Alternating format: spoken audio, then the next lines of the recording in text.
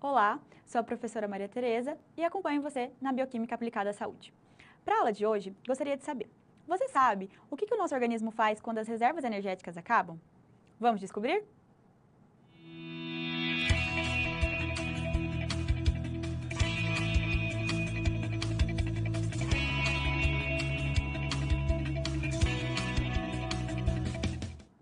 Nosso corpo precisa manter seus níveis energéticos dentro de uma normalidade para que o mesmo consiga funcionar de forma perfeita.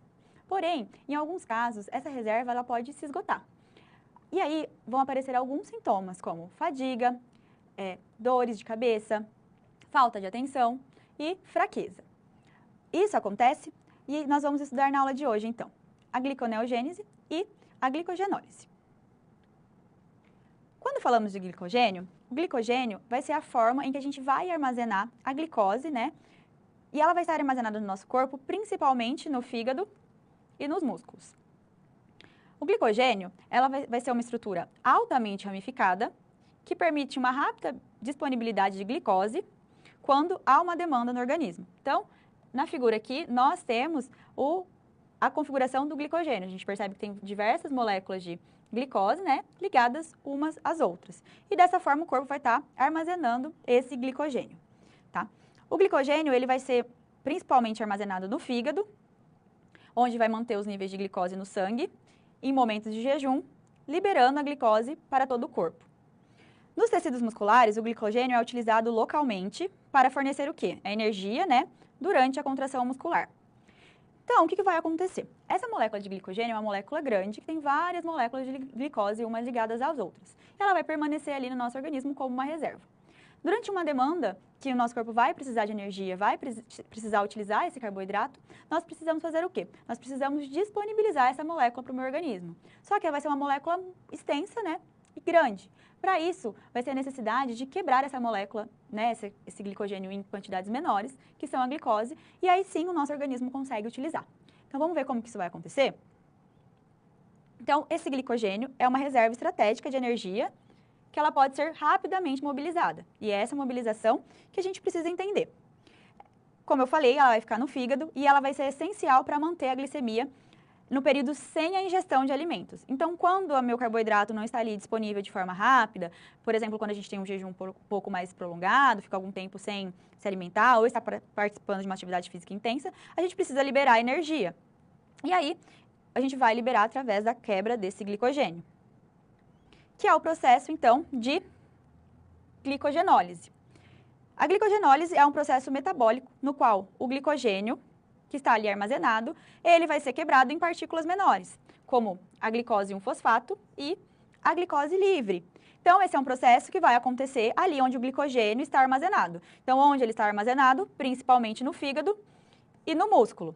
No fígado, a glicogenólise, ela é importante porque ela precisa manter os níveis de glicose no sangue, né? Principalmente durante um jejum. Já nos músculos, ela vai fornecer rapidamente a glicose 6-fosfato para quê? Para a produção de energia no próprio tecido muscular, visto que a gente precisa de uma força maior, de uma energia maior nesse músculo, durante práticas de atividade física, por exemplo, que vão estar demandando mais energia para o nosso corpo. E aí, quais são as etapas, né, dessa glicogenólise, desculpa. Então, aqui nós temos a nossa molécula de glicogênio que está ali armazenada no fígado, no músculo, e eu preciso fazer com que quê? Preciso clivar, né, essas ligações para que eu tenha minha molécula de glicose ou glicose fosfato, e assim o meu organismo consegue aproveitar para a produção de energia. Então, a primeira etapa é justamente essa, a clivagem do glicogênio. Quando eu falo clivagem, eu estou falando quebra, né? Eu vou estar removendo unidades de glicose desse glicogênio, liberando ou a glicose livre ou a glicose 1-fosfato. Depois disso, a gente vai ter ali a remoção das ramificações. As enzimas desramificadoras, elas vão fazer justamente isso. Elas vão ali remover as ramificações do glicogênio, principalmente nas ligações alfa-1,6, que são as ligações ali das ramificações.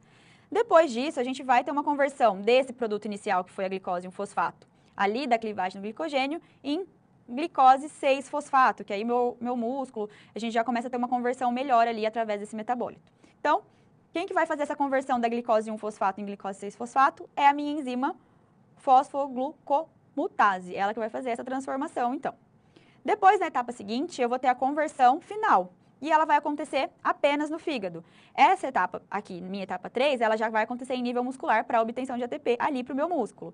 Já essa conversão final, né, da minha glicose 6-fosfato, vai acontecer apenas no fígado, que na presença da enzima glicose 6-fosfatase, vai converter então a glicose 6-fosfato em glicose livre, que pode ser liberada na corrente sanguínea e vai ser ali meu aporte energético que eu vou precisar para utilizar ali em um jejum, por exemplo, onde eu não tenho a minha glicose livre na minha corrente sanguínea. E aí, dessa forma, a gente consegue o quê? A gente consegue manter o meu aporte, né, meu fornecimento de glicose durante exercícios ou jejum, né, onde aquela minha alimentação naquele momento não está fornecendo essa glicose livre, essa glicose logo após que a gente fala que é prandial, né, logo após uma alimentação. A gente também pode ter desordens, né, na glicogenólise, que vai incapacitar a realização correta, né, e pode levar ao acúmulo de glicogênio nos tecidos. Então, algumas disfunções nas nossas enzimas, né, glicogenases, podem incapacitar, então, essa conversão e levar a um acúmulo desse glicogênio nos tecidos. E aí, o que vai acontecer? Quando o meu organismo precisar entrar nessa via de liberação dessa minha molécula de glicose ali proveniente do meu glicogênio, eu vou ter problemas como, e não vai conseguir, né? Eu vou ter problemas como hipoglicemia, que é uma baixa taxa de açúcar no sangue, e fraqueza muscular também. A gente tem algumas doenças genéticas e outros tipos de doenças que levam a essa deficiência, né, de glicogênio, fosfolilase, que também é uma importante enzima ali, e aí vai impedir justamente essa mobilização dessa molécula em nível muscular para a utilização do próprio músculo ali na produção de energia, e aí isso vai causar uma fadiga precoce nesse indivíduo que não consegue, então, converter a glicose 1-fosfato para a glicose 6-fosfato no músculo e obter energia. E aí, qual que vai ser a importância, né? Só para a gente relembrar desse processo. No fígado, a glicogenólise ela é essencial para evitar uma hipoglicemia, né? Então, principalmente durante as refeições, entre as fases de refeição e durante um jejum também. E no músculo, ela vai permitir ali uma rápida geração de energia para a contração muscular em atividade física. Ela pode ser regulada, né? E ela vai depender, essa liberação dessa glicose ali através das reservas, de vários estímulos ali do nosso corpo. Então, eu posso ter um estímulo hormonal, como o glucagon no fígado e a adrenalina, que está ali presente no fígado e nos músculos, que vão estimular, né, a maior liberação desse açúcar proveniente da glicogenólise. E aí, quando eu tenho também um aumento da insulina, eu vou estar inibindo esse processo. Também tem uma regulação que nós chamamos de regulação alostérica, né? Que é quando o ATP e a glicose 6-fosfato inibem novos quebras desse meu glicogênio ali e que aconteça outras etapas de glicogênio fosforilase, né? Que essa enzima haja no meu fígado também. Quando eu falo de músculo, eu tenho o AMP, que ele vai ser ali responsável também por ativar a glicogenólise e fosfolilase no músculo quando a gente tem necessidade de uma maior demanda energética. E aqui, até nessa etapa da glicogenólise, nós estamos falando ali de um indivíduo que está com uma alimentação ali do intervalo de alimentação de poucas horas, ou que foi praticar uma atividade intensa ali após uma refeição e precisa de uma demanda maior de energia. Agora nós temos alguns casos em que essa reserva energética, ela acaba, essa reserva ali do glicogênio, né? É de fácil obtenção. E aí a gente vai entrar para uma outra etapa do metabolismo que também visa garantir ali um aporte energético, mesmo quando as minhas reservas de carboidratos ali se extinguiram. Vamos ver? Então, quando acaba a reserva de glicogênio, nós entramos em uma outra via, que é a gliconeogênese. Então, gliconeogênese, então, um novo glicose, uma nova fonte de energia.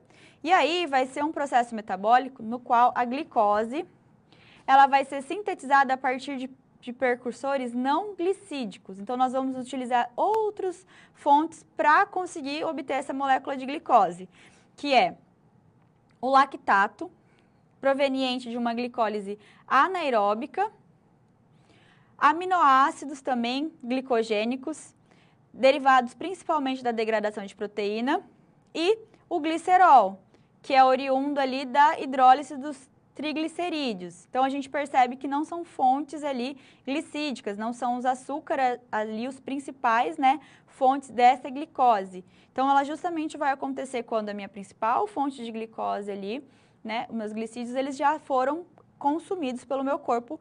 E aí, o meu organismo, ele não pode, em hipótese alguma, ficar sem fonte de energia, né, sem uma fonte ali de glicose e produção de ATP. Uma vez que se a gente para de produzir, a gente compromete nossas funções biológicas das mais básicas possíveis, tais como respiração, o cérebro também não pode em momento algum ficar sem energia, sem causar danos.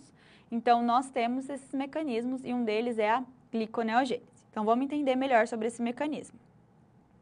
Então, o principal objetivo da gliconeogênese é manter os níveis adequados de glicose no sangue, ou seja, a nossa glicemia nos níveis adequados durante período de jejum. Aí, nesse caso, são jejuns prolongados ou em condições de demanda energética aumentada, como exercícios físicos intensos ou um estresse metabólico. Então, aqui a gente tem uma demanda de energia, né, que a gente precisa dessa glicose no sangue maior, tá? E aí, é uma via metabólica para a obtenção de glicose por fontes que não são de carboidratos, isso é importante a gente lembrar. Esse processo vai acontecer no fígado, principalmente, pode acontecer em menor grau no rim e vai utilizar, então, aminoácidos, lactatos e glicerol como precursor de energia ao invés de um carboidrato. E esse processo, gente, é fundamental para manter a homeostase, ou seja, o equilíbrio, né, da glicose no sangue, equilíbrio adequado de glicose no sangue, especialmente, né, em condições de jejum prolongado. Seja esse jejum prolongado porque eu quero perder meu peso, é algo programado, seja um jejum prolongado por algum problema que a gente não consiga obter esse alimento, seja um jejum prolongado, por exemplo, por uma prática religiosa, tá? Então, ele vai justamente servir como para manter essa homeostase durante esses períodos de jejum. E aí, ele vai agir quando as minhas reservas de glicogênio estão esgotadas. Então, é realmente ali um mecanismo que o corpo tem para compensar esse problema relacionado a reservas esgotadas de glicogênio e manter a funcionalidade do corpo. Ela vai acontecer aonde? Vai acontecer no fígado, né, como principal responsável, nos rins em menor grau, principalmente quando eu estou com jejum prolongado, né? E esse processo vai acontecer tanto no citoplasma, como na mitocôndria, quanto no retículo endoplasmático de células hepáticas e renais. Então, ele acontece ali como um todo na minha célula. Quais são as etapas, né, que incluem essa gliconeogênese? Eu vou ter ali a conversão do piruvato em oxalacetato e em seguida em fosfoenolpiruvato. E a gente vai ter algumas enzimas nessa produção, né? Depois, eu tenho uma produção de frutose 6-fosfato a partir também da frutose 1,6-bifosfato, que eu vou conseguir ali através das etapas anteriores, tá? E aí, essa glicose 6-fosfato finalmente consegue se converter em glicose livre pela enzima glico-6-fosfatase. Então, a gente repara que nessa etapa aqui, nessa etapa de glicose 6-fosfato, eu também vou chegar ali na minha glicose livre, tal como, né, no processo quando eu tenho a liberação numa condição em que eu não tenho tanto privação de alimento, né, conforme a gente viu na etapa anterior. E aí, qual que vai ser a regulação, né, que a gente tem dessa gliconeogênese? Como que meu organismo regula, se tem necessidade, né, de estar entrando nessa via ou não? Também vou ter a presença de hormônios, como o glucagon e o cortisol, que vão estimular a gliconeogênese, ou a insulina, que inibe o processo também. Os níveis de substrato, então, apesar de eu não ter carbono, eu preciso ter outros substratos para que eu consiga obter essa glicose. Então, eu preciso ter lactato, aminoácido e glicerol, e também a minha necessidade de ATP, né, e NADH para ocorrer. Eu preciso ter essas substâncias, essas moléculas, para que também eu consiga fazer essa gliconeogênese. Ela é crucial, então, para prevenir a hipoglicemia em períodos de jejum e sustentar a glicose como fonte de energia para órgãos que são glicose dependente, como o cérebro e os eritrócitos. Então, a gente necessita, né, para manter a funcionalidade do nosso organismo. A gliconeogênese em pacientes diabéticos, ela está frequentemente aumentada, é um problema que eles têm. Então, eles produzem, né, eles conseguem liberar essas moléculas de glicose de uma forma mais desenfreada, sem aqueles mecanismos de regulação, igual a gente viu na etapa anterior. E aí, o uso de alguns medicamentos, como a metilformina, contribuem, né, para diminuir essa gliconeogênese e, consequentemente, diminuir a quantidade de glicose que é liberada no sangue.